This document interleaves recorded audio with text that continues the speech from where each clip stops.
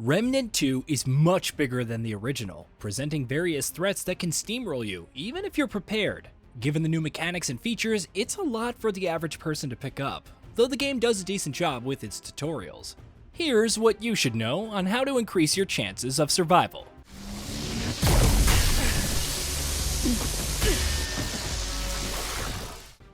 How to unlock new archetypes. At Ward 13 in the beginning, you can choose one archetype from the Medic, Handler, Hunter, and Challenger, with Gunslinger available for those who pre-ordered.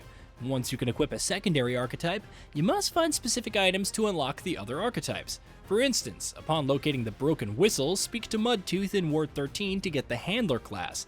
Other archetypes exist outside the starting options, but you'll need to explore each world for their relevant items. Converse with NPCs. If there's one thing that's beneficial and costs nothing, it's speaking to different NPCs. Whether you're in Ward 13 or Ne'erud, those familiar with Mudtooth from the first game will remember his long-winded stories and the pocket watch received as a reward. In Remnant 2, it simply serves as the means to access his wares, but you need to get through the initial conversation first. Speak to others in the ward and check out what they may be selling. You could find items which provide an edge. Get consumables. Don't sleep on the consumables, whether it's ammo boxes to refill your ammo in the heat of battle, or other items that can boost movement speed, stamina regen, and more. They may cost some scrap, but it's worth going out of your way to farm some and have these items handy. Dodge rolling, invincibility frames, and weight. Similar to Souls-likes, Remnant 2 has dodge rolling, with invincibility frames during the animation. You can also slide, which costs slightly less stamina but has fewer invincibility frames. Depending on the armor and its weight, you'll consume more stamina through either action, so it's important to balance both aspects. Given the combos and projectiles that enemies can throw out, having more stamina on demand for dodge rolling, that's good. When to dodge and when to sprint. Of course, it's also a good idea to know when to sprint and when to dodge. Sometimes it can be more practical to reposition rather than trying to dodge roll everything coming your way. There's at least one particular boss where dodge rolling isn't the be-all end-all solution, so get to practicing with your sprinting, with perhaps some occasional sliding. Sidestep while not aiming down sights. On the other hand, some attacks don't necessarily require dodge rolling. You move faster when not aiming down sights, making it easier to sidestep past projectiles. The caveat is that you can't fire any weapons. Get used to aiming down sights, firing, sidestepping oncoming fire, and then back to aiming down sights again to save stamina. Archetype traits don't need trait points. Even archetypes have a dedicated archetype trait, like the Gunslinger carrying more reserve ammo. You don't need to put trait points into these, as they'll automatically level up alongside the archetype, freeing up said points for other traits. If you want to put points into archetype traits to max out their bonuses earlier, by all means do so, especially since you can reset trait points later. The right weapon for the job. This should go without saying, but every gun doesn't fit every situation. The lightning gun, which chains to nearby targets, is pretty great, and excels at close to mid-range combat. In the wastelands of Ne'erud, where enemies are further apart, not so much. It's one of the benefits of carrying two guns at a time, so ensure that you're accommodating for the environment when gearing up.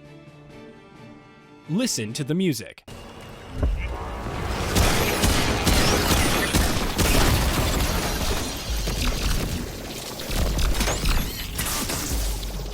If you're not a fan of the player character's constant callouts when a battle starts or ends, there's another way to determine when several threats are en route: the music.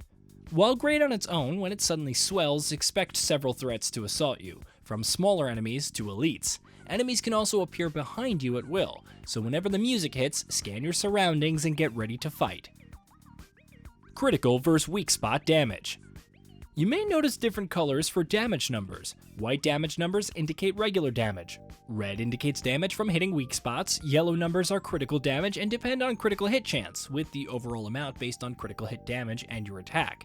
It's worth targeting weak points when possible, but don't be disparaged if you're not hitting them constantly. Create a separate adventure mode campaign. If you've been barely scraping by but don't want to reroll your campaign to drop the difficulty, try adventure mode. It creates a separate campaign for any worlds that have already been unlocked, allowing you to go back and try different scenarios, farm for materials and archetype experience, discover new weapons and trait points, and more.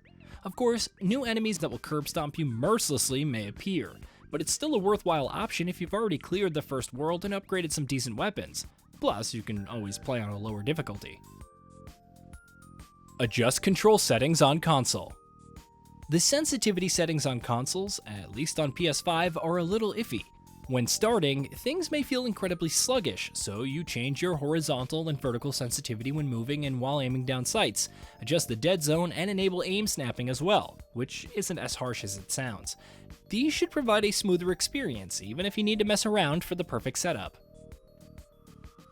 Get to the checkpoint/world stone.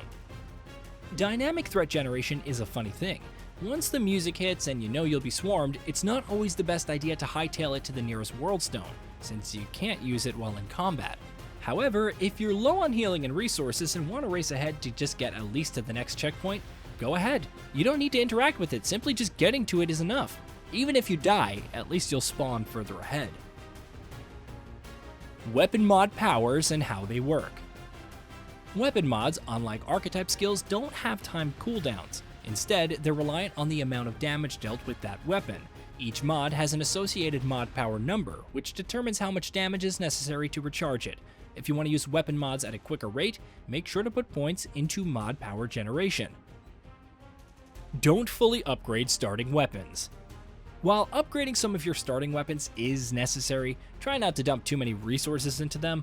About halfway into the labyrinth, you'll get materials to craft much better options with strong mods. Plan and save your resources to craft and upgrade them for a smoother time, especially if you're keen on farming. Hey, did you know that we at Gaming Bolt upload new videos every day? Stick around, drop a like, subscribe, and hit that bell, and let us know what kind of content you'd like to see in the future with a comment below.